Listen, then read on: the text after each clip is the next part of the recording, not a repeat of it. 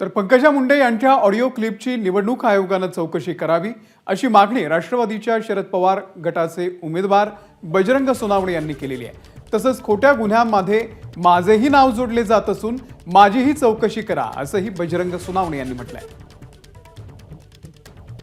ताईसाहेब जे माझ्या प्रतिस्पर्धी पक्षाकडून उभे आहेत, प्रतिस्पर्धी उमेदवार म्हणून, त्यांना असं बोलण्याचा आचारसंहितेमध्ये अधिकार आहे का हे सुद्धा तपासलं गेलं पाहिजे।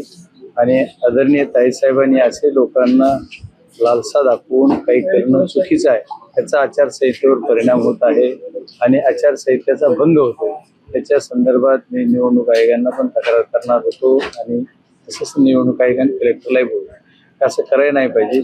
आचारसंहितेच्या काळात ते करता येत नाही, पण तरी त्यांनी ते बोलल्यात। असं केल्याच्या नंतर त्याच्यावर रीतसर कारवाई केलीच पाहिजे निवडणूक आयोगाने आणि कलेक्टरने। एबीपी माझा, उघडा डोळे बघा नीट।